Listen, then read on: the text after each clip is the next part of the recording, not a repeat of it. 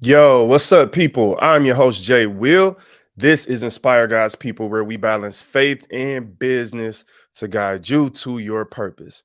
Welcome to episode 186, How to Keep Going During Tough Times. So, I'm gonna talk a little bit about today, share some personal experiences about how I've gotten through during some tough times, and hopefully leave you with some tips to help you get through some tough times. So, if you a normal human being like myself, and you have experienced rough times or hit some walls, maybe even this year, that's happened to me.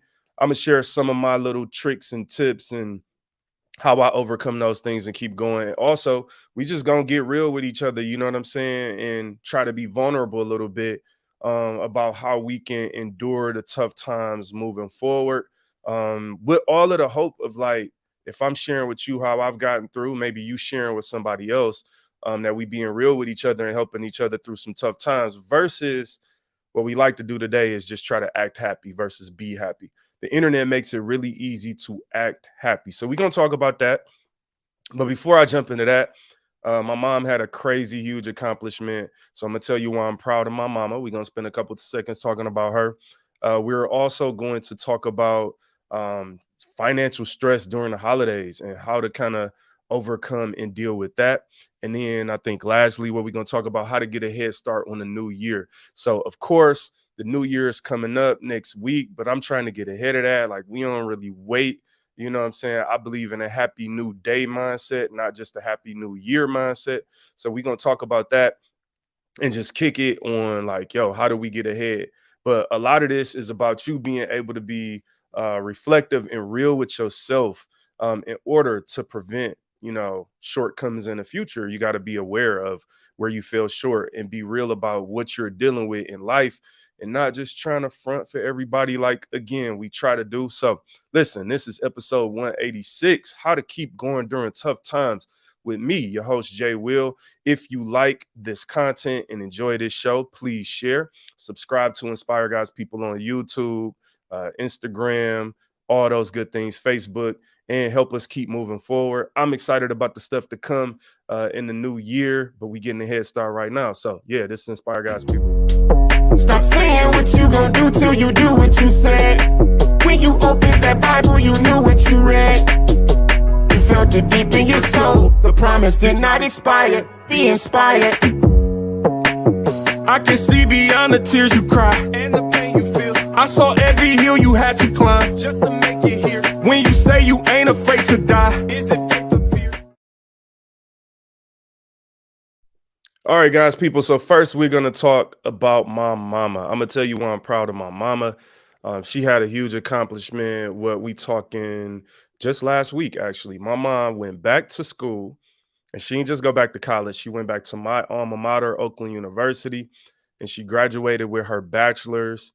This is what, over 15 years. I graduated about 15 years ago from school. So imagine that, a mother of seven, grandmother of eight, going back to school to her oldest son's alma mater and getting her degree. And you know what I'm saying? Mama did it better than me.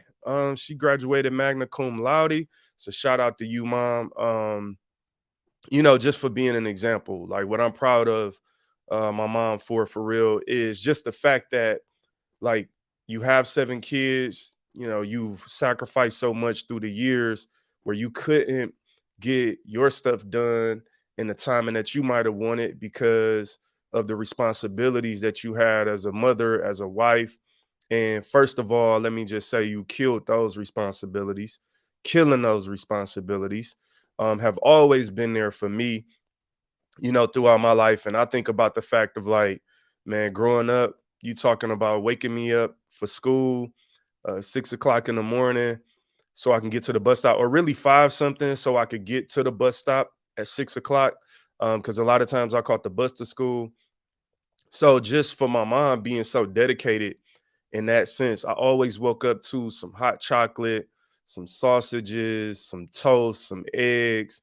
Like I could still smell it to this day. You know what I'm saying? And so for me, having always been proud of my parents and watching my mom, you know, again, always be a mother. And like sometimes, as I just kick my camera, let's try to get that back into focus, right? Um, Sometimes, I look at parents and situations today, and it seems like, and this ain't no knock on nobody, you know what I'm saying? I don't want to knock nobody else just to show my mom love, but a lot of times I look at parents today, and it seems like sometimes parents don't want to be parents. You feel me? Like maybe they got so many other things going on, or they don't know how to be parents. And I'm talking about people with two, three kids. I'm watching, our generation seem like we struggling with two or three kids, where I watch my mom with seven kids still kill the job, still work hard and be there for her kids. And again, like sharing this just to let you know that it's possible, because I think sometimes we remind ourselves of so much negativity, and there's so much negativity reinforced today that we think things are impossible. But at the end of the day, my mom was able with seven kids to go back to school and to graduate with her bachelor's, magna cum laude. So just shout out to you, mom. Thank you for showing an example of what it means to be able to, maybe have to sacrifice for your kids, really be a mother, but in the midst of that, not give up on your dreams. And, to see my mom walk across that stage, for me, it showed me something about myself. Because I always say, like, there's something in me that won't give up. Whenever I'm dealing with something, whenever I'm going up against an obstacle, I just always feel like, all right, like I get battered, bruised, beat down, you trip, you fall, you make mistakes, but I'm always willing to get back up. And when I watch my mom walk across that stage, it showed me what I was made of. It's like, yeah, that's because you come from that. So it's important, man, to like be an example to your children, because they never stop watching. I'm a grown man. I still watch my parents, because I want to learn as much from them as I can while they here on this earth, while we all here together. So again, shout out to my mom for graduating with her bachelor's, and showing that it's never too late to go get your dreams, to go after your dreams, to go after your purpose in life. It's never too late. You might have been delayed. You might have had all the obstacles in the world, all the excuses in the world, all the reasons to not do it. But I watched my mom while she was working a full-time job. It wasn't a lot of Sunday dinners, and for a while, the last couple of years, it wasn't a lot of family gatherings outside of holidays and maybe some weekends or whatever. She was like, I ain't cooking, because usually I look forward to, sometimes on a Sunday after church, we hit up my mom, what you cooking, whatever. She like, you know, I ain't cooking, I'm in school. And she's staying up to 3, 4 in the morning doing homework just to get back up at 6, 7 o'clock in the morning to be ready for work. Man, that's an example of keep somebody who kept going during tough times. So again, just want to acknowledge my mom, show love to her. Thank you for being such a great example. Now I want to talk about, let's talk about dealing with financial stress during the holidays. And again, the primary topic today is going to be how to keep going during tough times. I'm gonna kick it with y'all about a few things. I got a few examples and some tips that's gonna help you with that. But there's a couple of things I want to kick it out about before we get there. And this idea of like dealing with financial stress during the holidays is one. It's always been important to me. I'm gonna just be real with you, because about 11 years ago now, I think 2011, 2012-ish, I think it was 2011, when I started deciding like, yo, I want to get serious about my finances, and I want to do better and live better financially. At the time, me and my wife were living check to check. We were definitely not where we wanted to be in life, and I had to make that conscious decision to be like, yo, we about to get real about our finances. And I'm gonna tell you a couple things that happened during that time. Let's see first. Let's go to the comments. Jeremiah, what up? J Pat, my mom did the same thing. I'm proud of her, but I ain't. Listen, bro. I feel you. Um, I ain't going back to school either, but I already got my degree, so I'm good. I'm good with a bachelor's. It's gonna do everything I needed to do. It's been doing everything I needed to do. But shout out to your mom as well, man. It's amazing to see parents when they become grandparents, even to go back and accomplish those goals, and it helps us eliminate any of the excuses we have. So let's talk about financial stress during the holidays, man. So I'm gonna share a little bit about my own situation. Again, you talking 11, I think 11 years ago now, when I decided that, yo, I want to start doing the right thing financially. And when you get to the point where you trying to like better your finances for the long term, not just for a particular season, one of the hardest things that you're going to ever encounter. Well, it depends. For me, it was hard because I'm close knit with my family and I have a large family. So it was always hard around the holiday season because it's too many of my people in my family to buy everybody a gift. And I kind of grew up, my parents teaching me like, you know, about like treating people equally. So like that's like an example. Me and my wife, we got 8 parents. You feel what I'm saying? Because we both come from broken homes. I never every holiday, Mother's Day, Father's Day, my parents may not even know this. We never make a discrepancy between who gets what. You get what I'm saying? We always spend the same amount on everybody. So it's never a situation. We don't try to pin people up against each other and be like, oh, we spent 100 on her. Let's spend 50 on her. Let's spend 25 on her. No, it's like, all right, we spending 100 across the board, 200 across the board, whatever. And so as you can imagine, that can add up fairly quickly. So one of the most stressful things for me was, yo, how do I communicate with my family? Like, I'm not getting gifts this year, or like, don't expect much or whatever. Because listen, I'm just gonna speak for me. It seems like when you come from poverty, the gift giving really mean more to people. I think this started when we were kids because parents always wanted to sacrifice and give their kids what they never had. I even watched my parents do this. My mom did this for sure. And so like in our household, it was like, all right, my and dad, whether we broke, whatever is going on, they gonna fight to get you your PlayStation. They gonna fight to get you your one or two things that's on that list. And on one hand, let's be real, that's cool. As a kid, you enjoy that. You thankful for it, like bet, like, you know, we broke, but I got a PlayStation 2 or whatever at the time. And in reality, though, if we be real, it's probably some of them times that our parents should have sacrificed us getting a gift just to prove a point, to maybe teach us like, yo, you don't always get everything you want. We got to pay this bill here and there, so you can't get the PlayStation. But what happened is our parents always sacrifice. And what I noticed, even now, no shade to my parents at all, but I just want to use this as an opportunity to be real, is I even see that even when we got grown, they still kept the same mentality. So it seems like, you know, and I know some people's love language is giving or receiving gifts, and I get that. But I'm the type of person that's like, yo, let's not do it irrationally.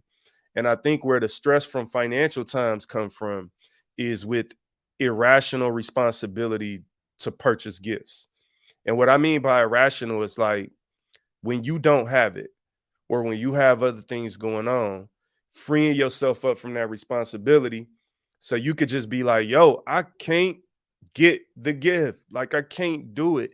And we put so much pressure on people. And then it's that awkwardness. And I'm going to tell you, this is the number one thing I don't like about the holiday season when it comes to gifts. People expect whatever they gave you. So to me, that's the weakest type of mindset when it comes to giving a gift. Like, yo, bro, if you want to give me a gift, give me a gift. I got you if I got you. I don't if I can't. But the way people operate for real is like, yo, I'm going to give to you and I'm going to expect the same in advance. And I hate that. Number one, because if I wouldn't have spent $100 on you and you spent $100 on me, then I could have just kept my 100 and you could have kept your 100. Like, if you want to give me a gift, give me a gift. So what I'm saying is one of the hardest things for people to do is free themselves from that responsibility of having to buy people stuff. I'm going to tell you what worked for me. And it don't make it easier. It just mean like, yo, this is part of the process. I remember one year I texted everybody in my family and told them like, yo, like maybe a month in ahead, like, I'm sorry, but like when we get to exchanging, don't expect nothing from us. There was another year that I started telling people in person a couple months in advance. Some years I ain't say nothing. And my point with all of this is I'm going to be real with you. At the end of the day, when I was making those decisions, 2-3 months later, I had money to pay my bills, to do whatever I needed to do. And what it ultimately comes to, if you're an adult, is you need to be responsible for yourself first and foremost. And giving somebody a gift of a certain amount of money, like out of obligation, and neglecting your own bills and responsibilities to do so, doesn't make you more of an adult. It actually, in my opinion, makes you immature. And maturity is challenging. And that's one of the themes of today that you're gonna get out of the content that we talk about in this show. Is like, bro, it's challenging being mature. Being mature ain't easy. Like, you got to be willing to endure people not understanding, people not liking you, people feeling some type of way. But my thing is like, bro, like, you might feel some type of way, cool, but my light bill gonna feel some type of way. My mortgage gonna feel some type of way. My savings account gonna feel some type of way. And so my whole point with all of this, man, is like, as it relates to financial stress during these holiday seasons, do what you got to do to release yourself of that burden, of that responsibility to do things out of obligation. Now, what I'm not telling you, fam, I ain't telling you don't buy gifts. I ain't telling you don't show love, don't go out there and shop. But I'm saying don't do it irresponsibly. Don't do it irrationally. Like, if you can't afford it, you can't afford it. And I'm sorry, man, to those of us that come from poverty. Like, if everybody want to be limited to thinking that, I gotta buy a gift to show you what you mean to me, then I'm gonna be real with you. Like, that ain't really saying a lot to me. Number one, because I think for me, like, I don't really ask for nothing. You know what I'm saying? I'm really not a person that asks for a lot of gifts because I like people to give, like, out of the goodness of their heart for real. And like, I can appreciate it more because I know I didn't force you to do it. So anyway, free yourself, people. What else I want to talk about before we jump into the topic today for real? Let's talk about getting a head start on the new year, man. So we got what New Year is a good 9-10 days away, whatever it might be. I think it's next Sunday. So you're talking about going into the new year next year. Now we know how this goes, fam. Every year, same thing. People with their New Year's resolutions, talking about what they gonna do. You get a good 3 to 4 weeks in. I'm gonna be real. January is really that month. January really just be like, the gym is full. Y'all know that. Like, I ain't gonna say the savings account full because you done spent all your money on Christmas, like we just talked about. But a lot of times, like, when you in the beginning of your goals, they feel real good because you like, all right, I'm gonna save $1,000. You save that first 100. Like, over the next 10 weeks, I'm saving $1,000. You get that first 100 in, you feeling good that first week of January. But here's the thing: the new year mindset to me is a setup for failure. Number one is because it's the same time that everybody else doing it. I'm gonna just be real. I'm not a follower. Like, whenever I'm doing stuff and I feel like, yo, am I doing this because everybody else doing it? I start looking at myself different, fam. Like, what's up with you, man? Like, why you doing this just because they doing it? And then the other thing is, like, once that initial fire die down, dog, it's hard to keep that going. So once you get to February, then it's cold outside, it's dark, dang near 3-4 o'clock. It feel like, man, you ain't trying to get up and go to the gym in February like you was in January. Then ain't nobody talking about it no more on social media. Y'all know how we are with trends. Like, once something died down. So here's my whole thing. My whole mindset is a happy new day mindset instead of a happy new year mindset. That means I wake up every single day with the mentality like, hey, new mercies today, that's promised to us from God. So happy new day. I'm starting off today like it's the new year. So for me, like, I just want to share with you, I say the same thing every year. Like, yo, it's a happy new day mindset. So as you get prepared for the new year, if you start today with a happy new day, you give yourself a head start. Don't wait until January to start doing the things that you know are necessary today. And the other reason is tomorrow ain't promised.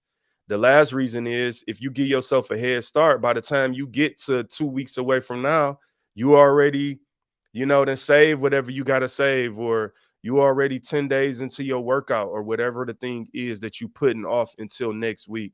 Start it today. Happy new day. All right, so now let's kick it about the primary topic today, which is how to keep going during tough times. All right. And I think the first thing we got to understand is faith. Okay, let me say this. Let me shout out somebody, um, a dude named Derek that listens to the show. Shout out to you, Derek. I think Derek is from Sweden, maybe, or something like that, somewhere overseas somewhere. And Derek, from time to time, will give show topics that he want to talk about. So he emailed this topic, and specifically asked about how to, how to keep going in the midst of obstacles. And then he asked the question like, what role does faith play in it?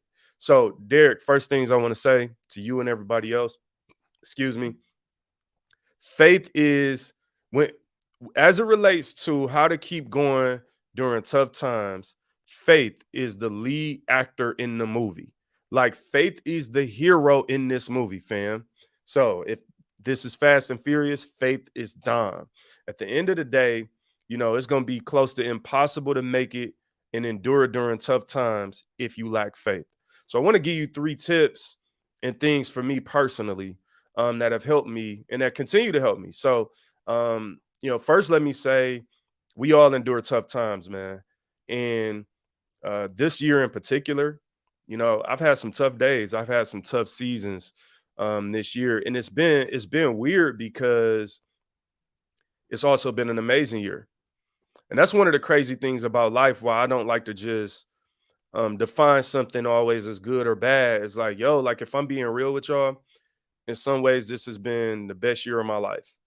And in some ways, it's been one of the rougher years in the last 10 years for me. And that's why I believe in nuance. And I really believe in trying to look at, everything, the ups, the downs, the in betweens. And so, one of the things I just want to be real with the people that are watching this show and who see me online and wherever you see me at, I'm human just like you. So I talk about inspiring God's people. I try to keep things at a certain standard, try to keep a certain level of positivity in life. But that doesn't mean that I don't endure tough times too. And I could tell you this year, I kept hitting the wall with some things. Now, I want to share a little bit, but I can't share too much because for me, is number one, some things are business related. I'm still in business. I'm still in the corporate world.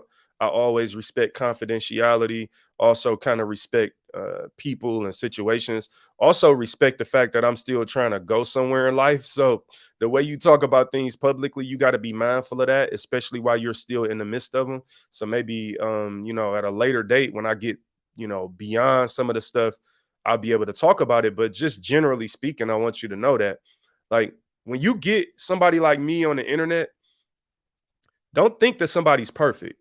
That's one of the most challenging things that happens when you want to have a positive or a godly message is people start tagging you and identifying you or categorizing you as like this person that thinks you're better than everybody. And to me, that's real. It's real immature. Really, it's an immature mindset of like not being mature enough to receive content from someone and know like, yo, just because I say I'm a Christian, for instance, it doesn't mean I'm better than you. The whole idea of Christianity is denying yourself and turning and repenting from your sins and admitting that you're wrong and that you need a savior in Jesus Christ. So just fundamentally, the idea of a Christian thinking they're better than you, not saying there aren't Christians that think it just fundamentally is illogical because the entire reason that I would be promoting Christianity is the fact that I am too just a human being that could be struggling with sin or have sinned and need to repent and turn away from it. You feel what I'm saying? What up, Tanya? How you feeling? Very immature. So it's the first thing I want people to know is like I've hit some walls this year, to the point, if I'm being real, like, you haven't seen me do a lot of speaking engagements this year. That's been on purpose.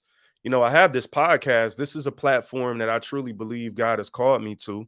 This is something that I'm passionate about.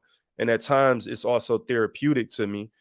So I've still felt, the freedom and the passion to continue to produce content on Inspire God's People. But even that, right? Like, if I'm being real, it was a point where I was putting out, up to 2 audio podcasts a week. We didn't do that this year. There were some months I didn't do a show. Some weeks I didn't do a show where in the past it was every Wednesday. A lot of that is because I did hit a wall myself and I continued to hit a wall. to the point where it like there were times this year for me that it felt like I was in a maze, and every door that I went to and opened it up, it was just another wall. And so I just want you to understand that that's a real thing. And I wasn't doing a lot of speaking. I only spoke once at church this year. A lot of that for me is because I didn't want to be speaking, and I knew I wasn't really mentally in the right place. And what I mean about being mentally in the right place is like when you're frustrated and when you're going through sometimes, it's easy to take that frustration out on other people or allow that frustration to come out on a certain platform or whatever. And so I take preaching at church very seriously. Like speaking at church, you speaking in people's lives, I take this very serious too. But the reason that this is different is because, like right now we're talking, this is my opinion right now. I'm really sharing my opinion and my personal experiences. You getting up and before church and you are speaking from scripture. You need to take that very seriously, how you're dividing that scripture, how you study in that scripture, and really feeling led that this is what God wants you sharing with his people at this time. Now, that doesn't mean that this whole year that I have experienced, it might produce 100 sermons in the future. You know what I'm saying? But from a time and perspective, like I really knew that it just wasn't there. What up, Ken? How you feeling, bro? Thanks, man. He said that one time was fire. I appreciate that. And it that's funny, man, because there was a lot bottled up in there that one time that I did speak, and that's the one thing. Once I felt free and felt led to speak, then it was like, all right, I have something to say. Like, whenever y'all want me to speak, I got you. But I guess I'm just sharing this for people out there. We talking about how to keep going during tough times, and like the thing that I find the hardest for people to do this day and age in the social media day and age, I find it hard for people to admit that they're in tough times. Now, why is that? Why is it hard for people to admit? Excuse me. I think it's hard for people to admit because people they've put on a mask for social media. And like one of the things that I try to be very intentful about is like I'm really being myself on here. Like whether I'm silly or serious, if you know me in real life, I'm both. I'm a very serious and a very silly person, like almost equally, almost irrationally. It really doesn't make sense. I can very much be the silliest person in the room and also the absolute most serious person in the room. So I try to share based off reality, but I even understand that there are limitations to how far I will allow myself to be committed and how deep I go into social media because at the end of the day, it has put us all in a bubble. And what is it? Over 7 billion people in the world. I don't know the count of people in the world today, but when you look at the number of people in the world today, um, we all want to be individuals. Think about it. If it's 7 billion people in the world, who are you? And we do so much categorizing and putting people in a box based on how they vote, based on the color of their skin, based on their religion, denomination. Like it seems like all we want to do these days is categorize people. And I think a lot of people identify so much through categories that they forget who they are as a human being. So it makes people not be able to admit that they have tough times, maybe because of one of their other categories.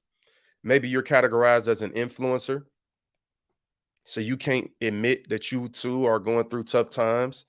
Um, Maybe you're categorized as like, somebody who's super successful, so you can't admit that you too have gone through tough times. And so what ends up happening is people are acting happy instead of being happy. And social media today has put us all in a position where because you wake up and it's the first thing you're doing is posting and communicating here, it's the last thing you're doing at night. You're spending so much time here that you're being really confused about who the digital you versus the real you really is. And so it's like, hey, the digital identity says that you're successful and people like you because of all these positive things. So you can't admit that you're going through because your digital identity is motivation, or you're constantly come in with these messages about what people should do to remain happy and all these things. And so what happens is, again, we find ourselves acting happy instead of being happy. So, first thing I hope you could take away from today, look in the mirror and admit that you're human and give yourself the freedom to go through tough times.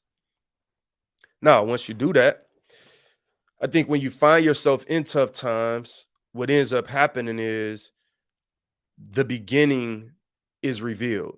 And what do I mean by that? Like, the beginning is revealed, really for me means that when you find yourself in an obstacle, then the reality of why you started is going to come to the forefront. If you don't have enough of a reason as to why you started, enough of a purpose, if you never established that in the beginning, then you're going to crumble the moment that you have any obstacles. So I think it's very important that before you even start something, that you establish, some purpose behind it. And why am I doing this? Not just for attention, right? There are a lot of things that we could be doing online and stuff just for attention. If we be honest about it, it's like, you know, I don't know, like I don't want to name specific stuff, but there's a lot of things that I'm like, what's the purpose of it? What's the point? Why would I do that?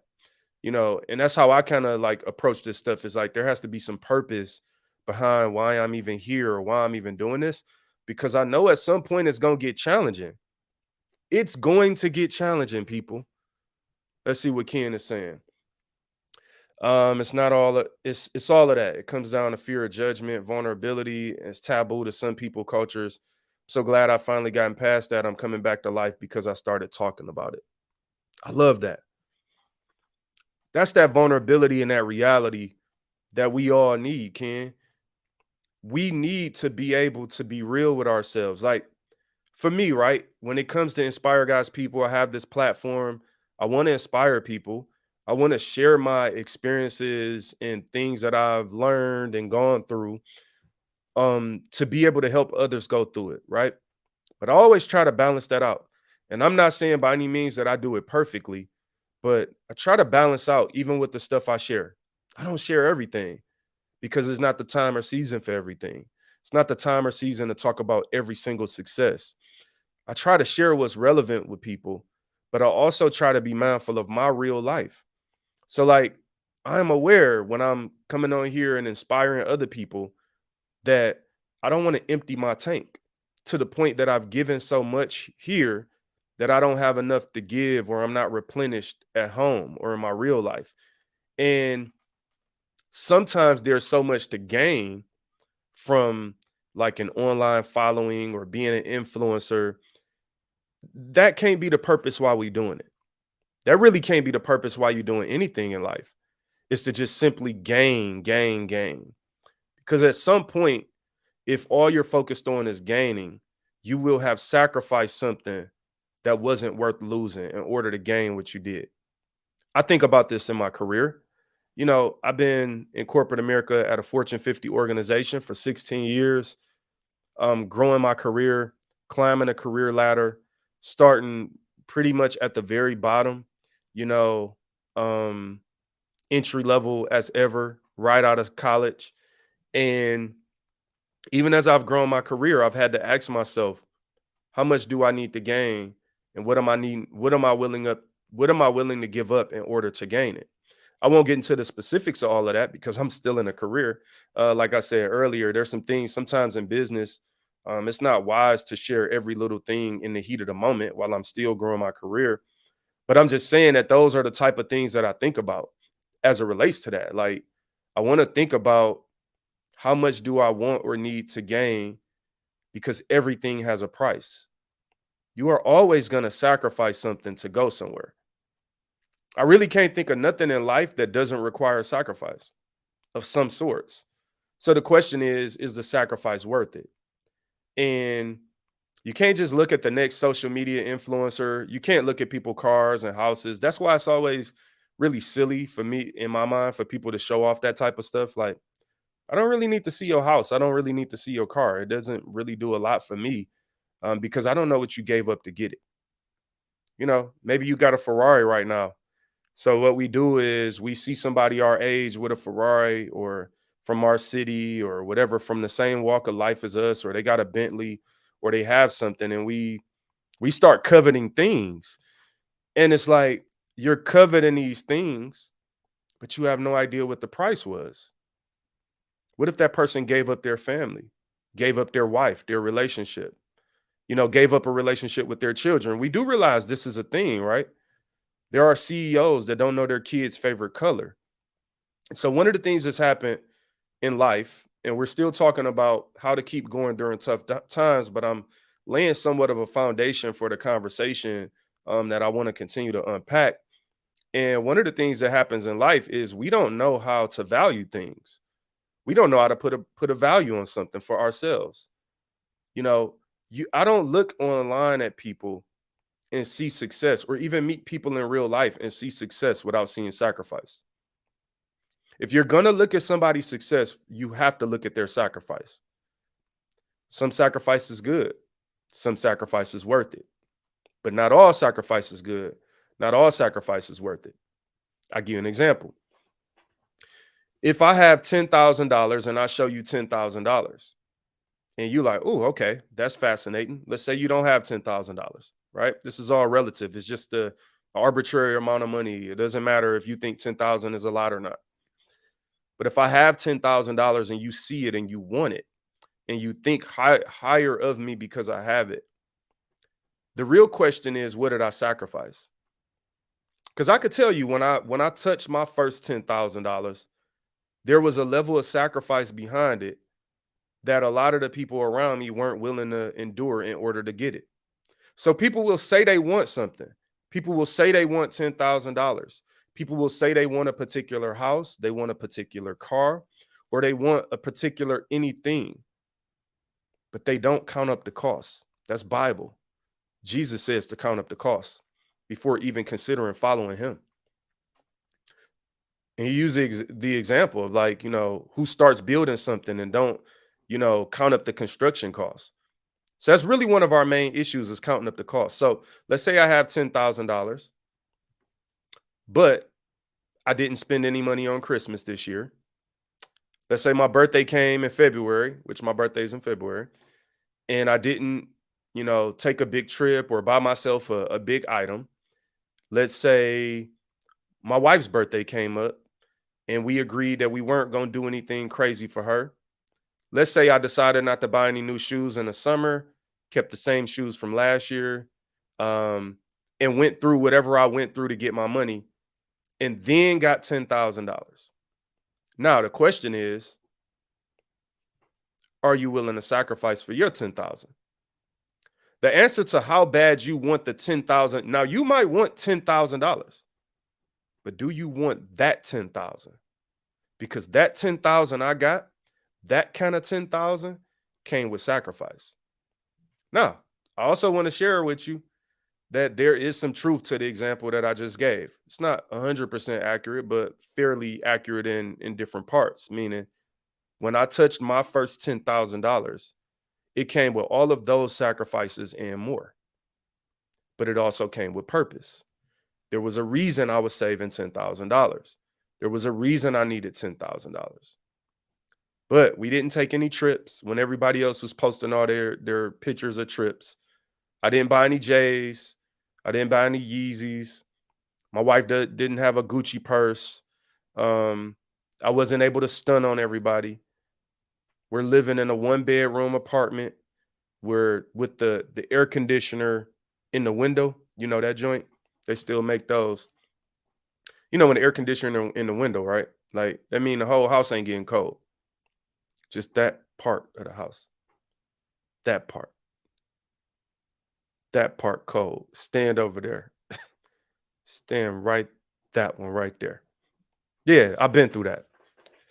Let's see. Let's go to the comments. What up, Meech? How you feeling, bro? Man, this scripture about counting up the cost, man, you can apply this to so many things. That's facts, bro. That is facts. So many things. Thanks. Counting up the cost. So, all right, let's keep it moving. Let's get into this. We're talking about how to endure during tough times, how to keep going, right? Again, you're going to see some tough times. but you got to have purpose. So now let me talk to you a little bit about this money. Since we're talking finances, it's the holiday season. I probably shared this on a podcast in the past, but you didn't hear it because you don't listen to all my shows. Shame on you. Um, if you're enjoying this comment, please do like, subscribe, share. Check us out on YouTube at Inspire Guys People, Instagram at Inspire Guys People. We're trying to get a lot better with sharing consistent content. That's one of the goals going into next year. But look, I hit a wall several times this year, man, and it was very challenging to keep this show going this year because I just had a lot going on, a lot of responsibilities. Again, even good things were come with responsibility. Let's talk about this money though. People like talking about money. When I first touched $10,000 for the first time, I can remember this is what's crazy. I had a purpose for the money. I was really trying to save for our first house, right? And the short story version of this story is like it's so crazy that once you start saving, then something always wants your money. When it comes to money, one of the reasons people can't save is because I learned in life there is always a reason to spend. There's always a story. Somebody in your family is always going through something. Somebody close to you is always going through something. There is always a story or a narrative to come and get your money, right?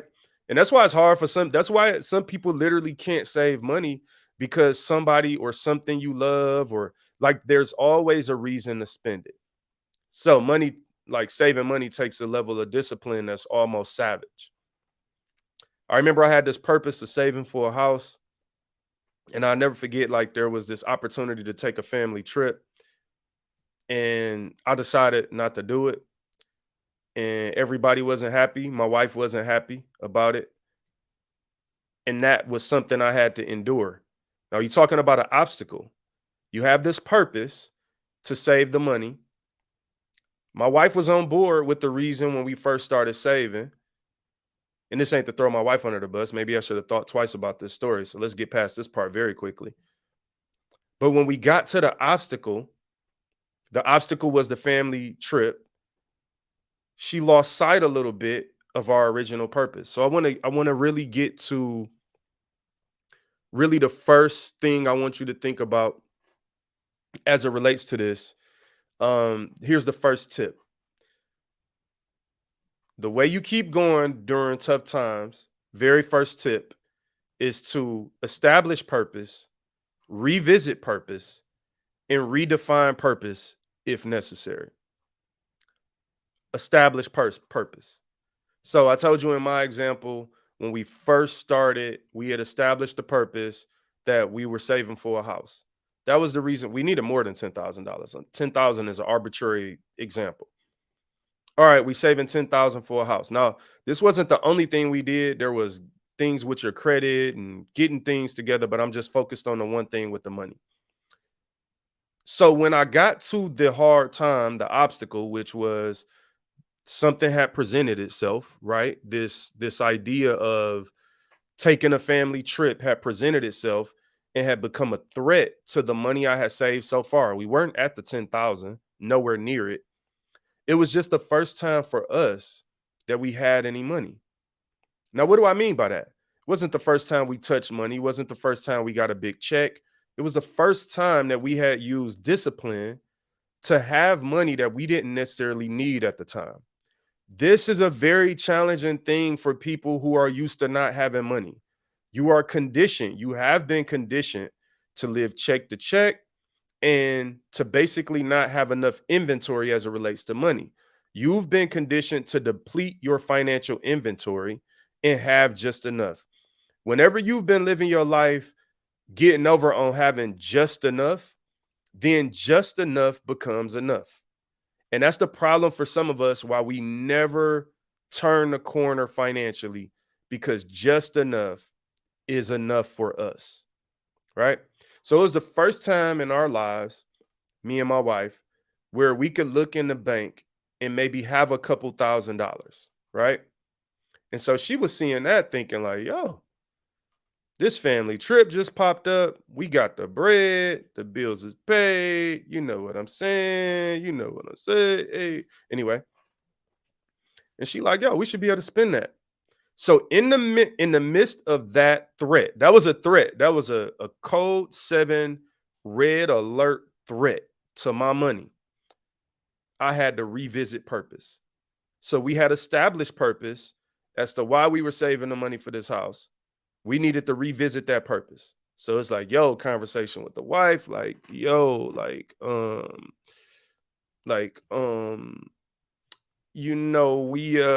we had a reason why we were saving, right? He said, throw we all about to be in trouble after this podcast. Come on, yeah, join in, brother. Throw them wives under the bus. But I had to revisit the purpose. Like, yo, like, we said we wanted to do A, B, and C. I'm gonna be real. She wasn't trying to hear it. And it was at that moment that I had to have faith in the original plan. Now, a lot of men, this is me. Now, I don't like to give marriage advice. This is just sharing marital thoughts. I want to be careful about this. I really don't like giving marriage advice. People who know me, I say it this way, know I don't like the term happy wife, happy life. I actually think it's weak. I do. But hear me out. Hear me out.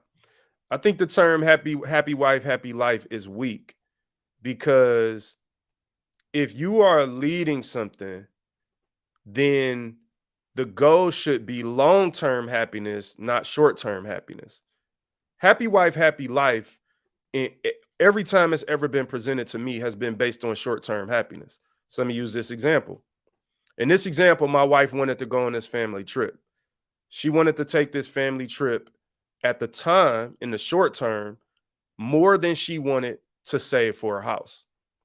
Now, the thing about me was, as her husband, as the leader of my house, as somebody who knows her really well, I was taking a leap of faith on the fact that, I know what'll make you happy in the long term. And I know that your long-term happiness is more important to me than you going on a trip this weekend. So, okay, I'm going to endure you being mad at me, which she was. I'm going to endure these hard times of being the villain or the bad guy that can't go on a family trip and spend the money that you are losing sight of purpose on, but I haven't. So I'm going to endure this to get to what I believe is the ultimate happiness. Now, I believe a happy wife, happy life dude would have just took the trip. And to me, that's not a leader. That's not a real man. Now, again, y'all could deal with all that. I know people don't like talking about leadership and marriage and stuff like that. So I'll let y'all shuffle the cards however y'all want to on that. I'm not even going to try to have a bunch of disclaimers or defend myself. But what I can tell you is this. That was 11 years ago. We skipped a little trip. How many trips you think we taken since then? Countless trips. But the reason we've taken countless trips is because I had to endure the short-term disagreement, the short-term frustration, because I was trying to get to long-term financial health. And the thing was, I had to endure short-term pain to get to long-term financial health, meaning, oh, I don't have enough money just for one trip, one time, and then go broke and start the cycle over again. No, I want to be able to afford the trip when we take it, to take the trip at the right time. But I don't want to take the trip while I'm living in a one-bedroom apartment with an air conditioner in the window.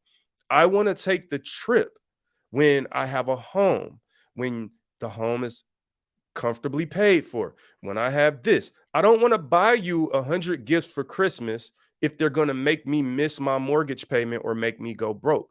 What we're talking about right now is enduring pain in the short term so that you could get to your long-term goal. All right, let's go to these comments. Meech say, happy wife, happy life is a lie. Mel Day, what up, Mel? Mel say she agree with the happy wife, happy life. Meech, you scare me. What if your wife is happy with that pool boy? No comment there. They saying should be. It's okay to tell your wife no because she ain't in charge. No. All right, yeah, he Meech the kind of person that'll get you in trouble. That little trip. All I'm saying is this, y'all. All right, let's see. Meech actually says something. Disclaimer: this is based off of your purpose. You might be okay with your apartment, but you have to build purpose around your desire. I love that. You are 100% right there. When we talked about that step one, let's go back to step one: establish purpose, revisit purpose, and redefine purpose if necessary. Now, because I had already established purpose for saving and my wife was in agreement with me, I was making decisions based on her happiness, based on the purpose that she had jointly established with me. Excuse me. Now, when I talk about redefining purpose, if necessary, the reason that's there is because sometimes life changes. Sometimes you're going through something. Let me just give this is a made up example. Let's say you had a goal to move to California to become a fashion designer. And that was your goal. And you worked 4 or 5 years for that goal. But then somewhere along the way, let's say when you had that goal originally, you weren't even saved, you weren't married, you were just going after whatever for yourself. Let's say 4 years in, you get married, you have a baby.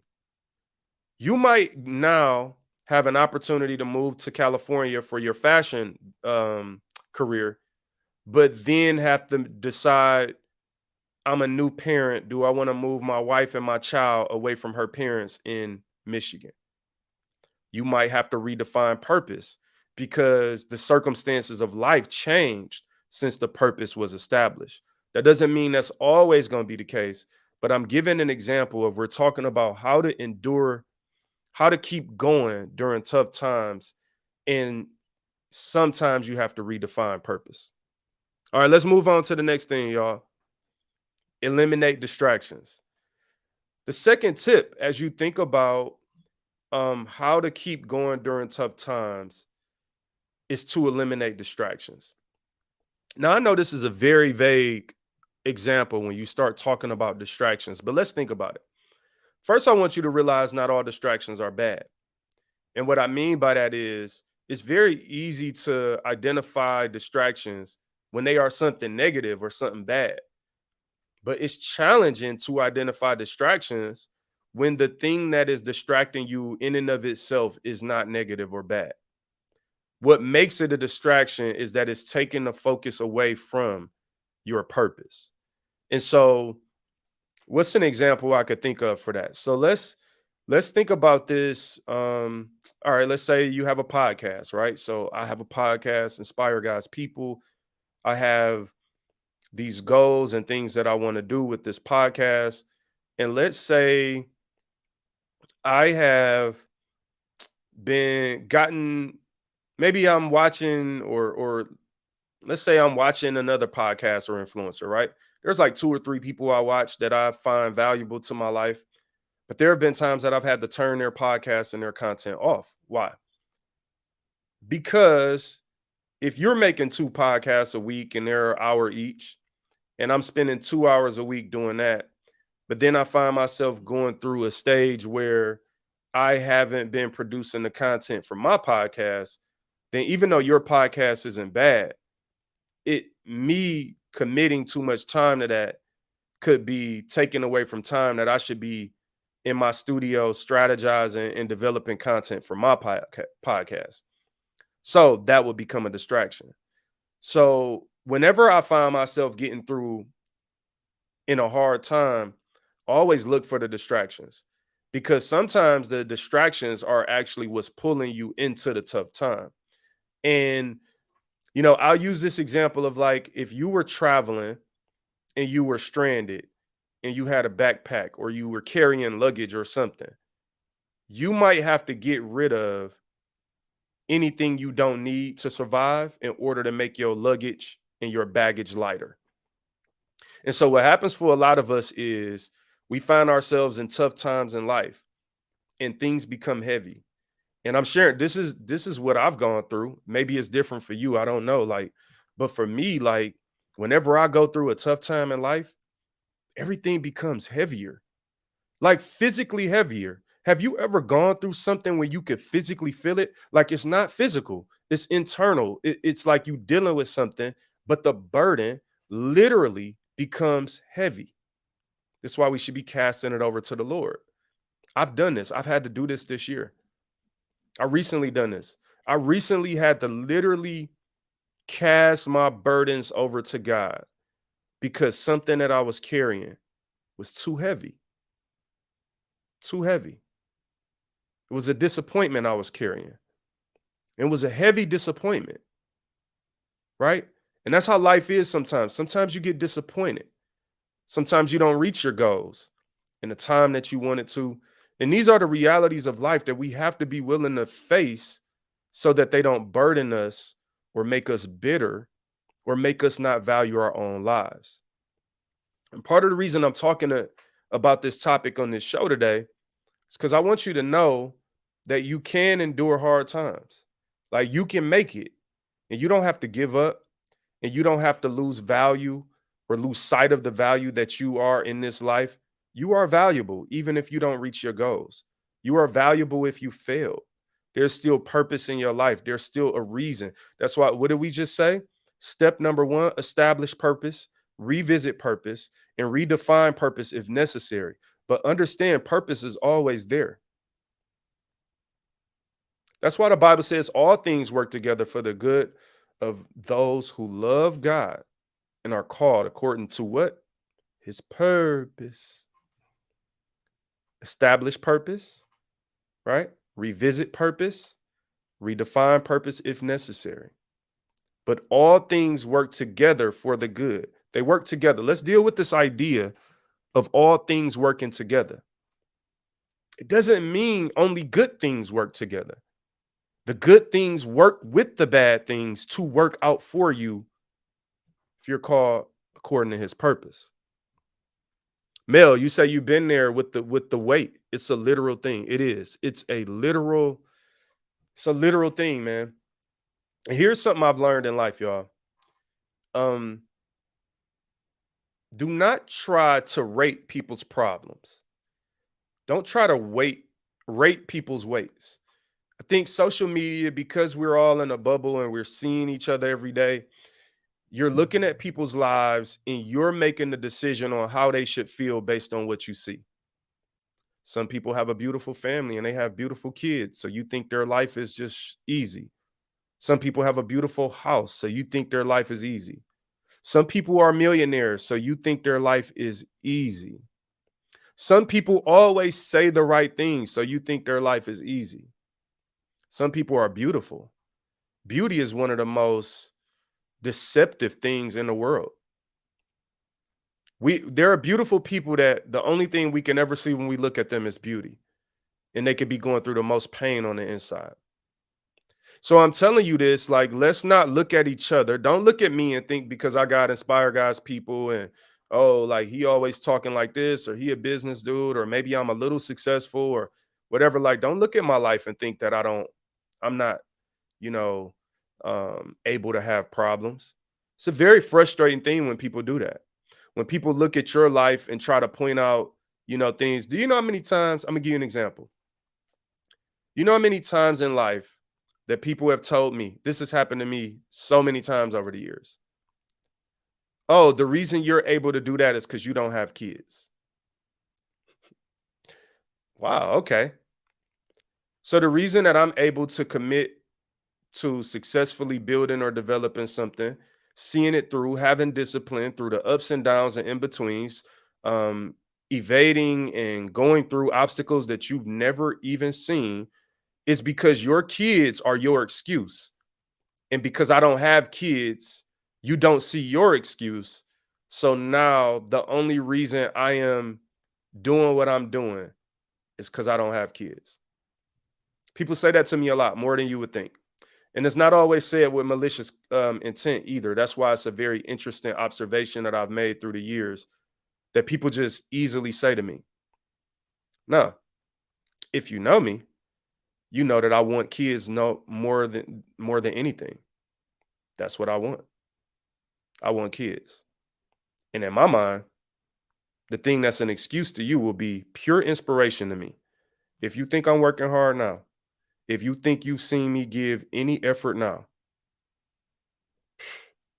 a legacy, a son or a daughter whose life I can help shape, opportunities I can create. Now, my opportunities are not just my own, not just my wife's, but for a legacy. What? That's your excuse? My mom just graduated college. She got 7 kids and 8 grandkids. I don't hear that excuse. I don't hear it. It means nothing to me. But that's your excuse. So what I'm saying is that what people do in this world is we project.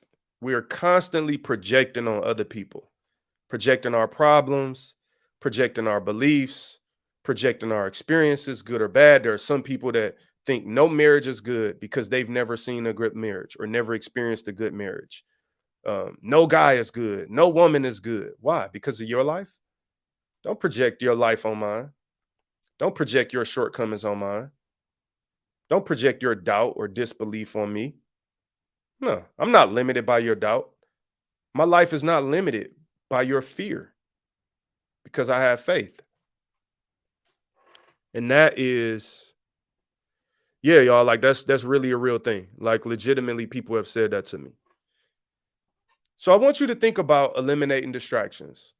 Whenever I have hit walls and found myself in a stage in life where I'm going through a rough time, there's always been baggage that I was carrying that was unnecessary. So you need to sit and ask yourself right now, what unnecessary baggage am I carrying? Now, a lot of times it's other people's responsibilities, it's other people's decisions. Maybe you're not allowing another adult to be an adult. That's another thing, y'all, about me. I allow adults to be adults. When you are an adult, I will treat you as such. That also means all your problems are not my problems. One of the most challenging things that the internet has created, in my personal opinion, is it has made the entire world's problems every individual's problems. I don't accept it. You can accept it if you want to. I don't wake up every day and catch up on every ounce of news that is shared on my social media timeline. Sometimes social media is the distraction that I'm saying that I don't allow myself to scroll a timeline. I don't allow myself to look at everybody's pages because those can be distractions. Maybe it's a really sad story happening in another country. I'm not saying it's not sad. I'm not saying that I don't pray for the people. It's not my burden to bear. It's not my weight to lift, to carry. I can't do it. I can't wake up every day concerned about something 10,000 miles away from me. Like, hey man, I don't know what's going on over there. I know that my grass ain't cut. Listen, it's some people out here that's worried about stuff that's going on in other countries and your grass ain't cut. You ain't shoveled your snow. Your bed ain't made up. Your refrigerator is dirty. Okay. I want everybody that's listening to the show right now, about to take a quick pivot. This is a commercial break. I want you to go check your refrigerator. Please do a refrigerator check. This is new. This is off the top of the head right here. I have a new standard that I'm establishing on Inspire God's people. I no longer want to hear your opinion until you clean your refrigerator. If your refrigerator is dirty, then you've been putting off something that's more important than the opinion you're sharing. I don't need your opinion about the church. I don't need your opinion about should they wear shirts, skirts, or jeans. I don't need your opinion about nothing. If you got an open banana in the refrigerator that then dried up. Okay? Because if we be real, if I had everybody take, that's the next challenge. There it is. You know what? We want to do all these challenges on social media. I got a challenge for you, the refrigerator challenge. You go take the picture of your refrigerator and post that. And if it's dirty, I want to hear nothing from you until you clean it. Now, why am I saying that? That sounds harsh to some people. What I'm saying is that that's a real life way to prioritize because we're waking up and we're worried about stuff 3,000 miles away, and we've put off something important that's 3 feet in front of us. And you open that refrigerator 100 times a day, and you're not going to grab a rag and clean off that Kool-Aid that dripped, that red pop that dripped to the next shelf. You're not going to throw away those leftovers and clean out those Tupperware containers. Do the dishes, sweep the floor. What I'm saying is that sounds so small, but some of us are waking up arguing with people on social media, carrying burdens that are not ours to carry.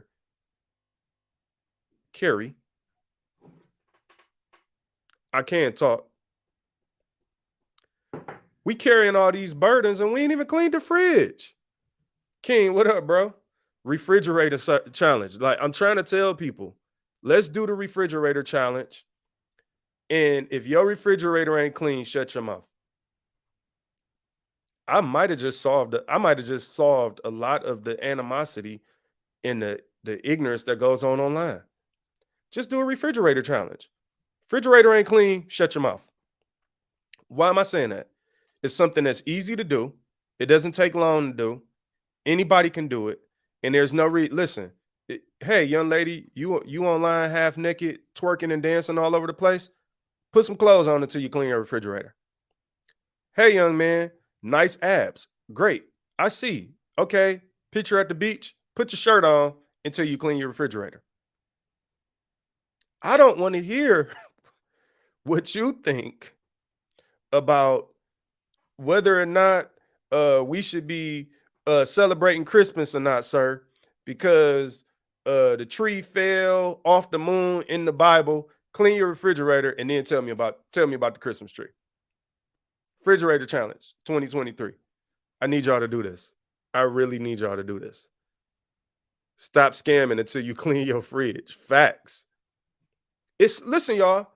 Y'all don't really understand. There are times doing this podcast that sometimes the most unnecessary part of the show completely blesses and changes my life.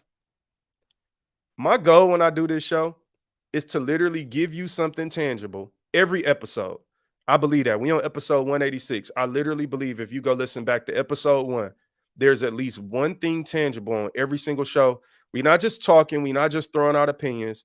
There's at least one thing on every single show that you can take and apply to your life today. And I genuinely believe will make you a better person. And the refrigerator challenge just did that. That's it. That right there, your life has been changed. You're welcome. I don't require a Cash App or anything. I didn't ask for any money. Just like and subscribe to the show. Follow us on YouTube at Inspire God's People. Share this with somebody. I mean, that's the least you could do. But I just gave you the refrigerator challenge, people. You can now tell me it don't make sense. If y'all tell me this doesn't make sense, I'll stop saying it. But the more I think about it, why are you arguing with me in my comments about stimulus checks, inflation, unemployment, and the war on terror, and your refrigerator is dirty? How you worried about what the soldiers doing over there, and you ain't then cleaned out your refrigerator? The more I think about it, how can I accept your opinion about marriage man, we got so much advice online every day now. I just want y'all to do the simple stuff. That's my thing. I want y'all to understand that, when I'm doing these shows, like before I make the videos, my refrigerator clean. The coat is hung up. We've done that. All right, let's move to the last thing before I get in trouble. All right, here's the last thing I want to tell you. Fight. Be persistent and don't give up easily. Now, that sounds simple, but when you're thinking about how to keep going during tough times, we've talked about establishing purpose, revisiting purpose, redefining it if necessary, We've talked about eliminating distractions so that you could have a lighter load, right? And part of a lighter load is cleaning your refrigerator because you want to eliminate those distractions so that you can focus on the important things and you can prioritize. That was the purpose between of the refrigerator challenge, is that you have other things that are in your way of your actual life, right? And lastly, we have to be persistent and fight.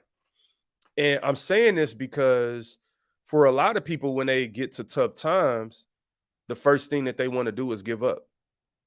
And you got to ask yourself, why do people give up during tough times? Well, sometimes it's because they had unrealistic expectations going into it. They didn't properly establish the purpose. They didn't properly assess the situation.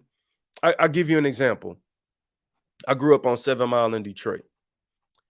Whenever I would walk through the hood, which was often because that's where I was from and that's what, that was where I lived my life.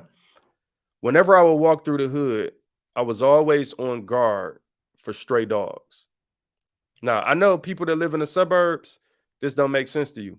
That's because y'all got Labradors and Shih Tzus and whatever other kind of poodles, and y'all got those kind of dogs. No, sir, Bob. In my neighborhood, everybody had a pit bull. Okay, pit bull, Rottweiler, German Shepherd, guard dogs. Okay, fighting dogs. Okay, dogs that got something to prove. Okay, I never saw a Labrador until I turned on the TV. Okay, there was no Labradors in my neighborhood. Okay, so whenever I walked through the hood, then I had to be on guard for dogs. And the thing is, if you ain't paying attention, you gonna mess around and get bit. If you don't properly understand the risk involved with being out there in the hood, you might mess around and get bit by a dog. Okay, and so listen to what I'm saying, fam. When you go into something, you have to properly assess the situation. When you go into a marriage, when you go into a career, some of us have goals and we have no desire to endure anything because the only thing we faced thought about when we was establishing the goals, what we get out of it. And I told y'all earlier, like, it's not about what you get out of everything. And that's why some of us don't fight. We don't fight because we haven't been real with ourselves about the fact that it might be a fight required. You feel what I'm saying? Let's go to the comments. Meech. He say, me and my customer cracking up. She about to make the kid oh man, make them kids do the fridge challenge. Make them come inside. Ain't nothing for Christmas until they clean up that fridge. All right, man. We don't want to have no dirty fridges and you giving your opinion about the election. Okay. We need you to get yourself together and get them kids together. Don't be in school fighting and arguing with nobody until your refrigerator clean. Now, when it's all said and done, we got to fight and we have to endure. When I think about anything in life that's ever been worth having, people fought for it. Remember earlier I said this, I said, don't show me your car, don't show me your house, don't show me, your Rolex watch and things like that, because I don't know what you sacrifice to get it. Show me your sacrifice, because that's the thing that's going to inspire me to keep fighting. That's the thing that's going to let me know that, you know what? Yeah, Michael Jordan is Michael Jordan, and he's revered as the greatest basketball player of all time. But he got cut in 9th grade too. He didn't win a championship every year. I know we like to make it seem like that. Michael Jordan ran into the Pistons and the Lakers and the Celtics, and he endured some losses before he experienced those wins. And it's the losses that inspire me, because the losses show me that he continued to fight. Now, what if he had given up as soon as it got tough, when he saw a Larry Bird or an Isaiah Thomas and the Bad Boy Pistons or a Magic Johnson? He would have never found out who he was. The reason that you keep going during hard times is to find out who you truly are. That's why I do it. Who am I? It's not a question that could just be answered in the moment. You have to go through life to answer the question. You have to continue to fight to answer the question. Who are we? You talk about your marriage. Who are we? Right? You got to keep going to find out who you are. You have to endure some ups and downs. Life has ups and downs. I know everybody wants to tell you that everything is so easy. And in these 3 steps, I became a millionaire. In these 3 steps, I had the best marriage ever. The truth of the matter is, it's a continual process of growth, of commitment, of discipline, of persistence. And the only way you find out who you truly are is that you don't stop and that you keep going. In order to keep going, you have to have faith. You know, the Bible says that it's impossible to please God without faith. That's something that has always like tripped me up mentally. It's always been intriguing to me. The idea that it could be impossible to please God. That's the first part that gets me. But without this one thing, very specific, it is impossible to please God without faith. Have you ever thought about that? If I constantly give up in life, it means I have no faith. Giving up is to admit that you are faithless. A person who's always given up is always lacking faith. It's an admission. Like it's not even debatable. To constantly give up is proof that there was no faith. Proof that you constantly displease God. How to keep going during tough times? The question is how to have faith. How do I keep faith during tough times? I think the first thing that we got to realize is that faith doesn't come or go with tough times. You don't get to lose faith just because it's tough. It's kind of like a kid when they throw a temper tantrum. Something gets tough or they don't get exactly what they want and they lose their minds and act like a kid that they are. But the Bible also says, when I was a child, I thought as a child. I became a man, I put away childish things. It's time for us to stop being whiners and complainers. It's time for us to stop throwing our hands up and, posting about every time something. I'm not saying don't share your story. That's not what I'm talking about. I'm saying, like, let me not even say that. I think social media has given us the opportunity to complain. It gives us an opportunity for a lot of things. One of the most challenging things about social media is that we're living it out in real time. And similar to like the pandemic and things that happened in the pandemic, it's very hard to research it while it's happening. So we don't really know what the results of social media is going to be until we get, years removed from wherever we are today. Imagine, I can't even imagine, even 15 years ago when I was in college, we didn't have YouTube. We didn't have smartphones. Maybe YouTube just came out or something. But we didn't have smartphones. We literally didn't have it. I graduated college in 2006. There was no, we had stuff like the T-Mobile Sidekick, the Nextel Chirp, that type of stuff. And so what's my point? My point is, what happens to a person when you give them a device that becomes a portal into the rest of the world, back and forth? Not only can you share, but you can receive from all over the world. When I was in school, you was worried about being the cutest person in the class, maybe the school, best dressed in the class, maybe the school. You didn't even know what was happening at the next school over unless you had a friend over there. I wasn't trying to be the cutest person at the next school over. I wasn't trying to be the cutest person on the west side. I lived on the east side. But these phones have given us a portal into the rest of the world. And now with that portal, we are also carrying the burdens, the responsibilities, the information of the rest of the world.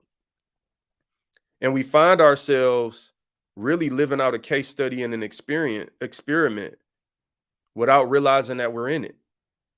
That what happens to a person mentally, spiritually, physically, emotionally, when you give them a portal into the rest of the world. We're seeing it every day. People aren't truly happy. They aren't truly at peace. Depression, anxiety, mental issues. I'm not saying it's all, I'm not blaming social media. No, like you have a responsibility to, I'm not blaming your phone. But what I'm saying is, have you ever stopped and took a moment to think about, like, how does this portal impact me? I'm worried about stuff that I never worried about before, and my refrigerator is dirty. I'm ignoring the thing that's right in front of me because everybody else is talking or posting about the other thing. Some of us, some of y'all, some of us went and made a cartoon out of ourselves on the Lensa app and paid for it just because the next person did it. I don't have a cartoon coming out. There's no album, like no purpose behind it. Like everybody else did it, so I did it. People walked outside on crates a year or two ago for the crate challenge for no other reason than they opened up the portal and people all across the portal were doing it. I don't have no problem with none of that if that's what you want to do. But is your refrigerator clean? Have you taken care of the things right in front of you before you worry about the rest of the world? Is your child's diaper changed? Did you sweep the floor right in front of you? Did you finish the project that you were supposed to do? I'm talking about prioritizing, taking ownership, accountability, and responsibility for your own life, your own dreams, your own purpose, your own goal, and doing that first before you find yourself arguing about what's going on in another country or 5 states over or what they protesting about. I'm just being real with y'all. I made up my mind in 2020 when everybody was mad about everything. I wasn't mad. Go back to this show in 2020 and listen to Inspire God's People from March 2020 to December 2020. Just go listen to all the episodes. Look at the dates on Apple Podcasts, Spotify is there. You can see how I was talking. I wasn't mad like everybody else was mad because I couldn't carry it and I knew I couldn't carry it. It wasn't, oh man, it's not that I don't care. It's that I don't carry. Woo! Before we go, I always got to give y'all some fire. You know what I'm saying? Like, it's not that I don't care. It's that I don't carry. I need to let that marinate. I don't carry. Next time somebody say something to me that I can't, and it's a burden that I can't carry, I'm like, oh, I don't carry. They're not going to know what I'm talking about. Tell somebody that the next time they come to you with some drama or something. And the reason I'm saying this is not to be mean or dismissive, but it's because I can't carry it. It's bringing me down. Like, I'm going to just be real with y'all about something. And I'm saying this, it's like some stuff, man, you got to, because I'm genuinely not saying it to sound harsh, but I do want to say it to make my point. The internet has given us news and information all across the literal world, but it's still not all the news. It's topics or stories that the media selects because they know it'll get people riled up. And so there are times that people are getting riled up about something that happened 5 states over that they don't know nothing about, and maybe it's racially driven. Racially driven content really gets people emotionally triggered and moves people. So if you take something racial that happened in Oklahoma, right? I'm just using an example. Now everybody's outraged about this situation that happened in Oklahoma. I might wake up and decide I don't carry. Not I don't care. I don't carry. Why not? You know, my cousin got murdered this year. I didn't see everybody in the world carrying the burden of it. They didn't. It wasn't their burden to carry. But our family had, two funerals back to back at one point in August, 2 days in a row, two young men. We didn't project it on the rest of the world to carry that burden. There are people, there are things happening every day. You can't carry it all. And if you try, you will realize that you are not God. So, what am I saying? Give yourself the freedom not to carry. Just because everybody else in the world is carrying doesn't mean you got to carry. I hope this content helps somebody today, man. I hope it bless you. I hope you have a great holiday season. I really hope you share, like this content. Vibe with me on YouTube, man. I'm sharing YouTube shorts now. I'm trying to get better with sharing them daily, and just being consistent with my content. Thank you, Jen. Always appreciate you. Much love to you. And I know for me, man, as I go into the next year, always try to think about like, you know, goals and what I'm trying to do. And the information I shared today is part of also how I do that, establish purpose, revisit purpose, redefine purpose. So when I think about that going into this new year, how I'm going to set up my new goals, whatever those are, is I'm going to go back to the purpose established, because purpose has already been established with what I'm trying to do, what my lifestyle goals are, dreams and commitments and stuff like that. We're going to revisit that purpose to remind ourselves. I think that's important to remind yourself, because sometimes throughout the year you forget.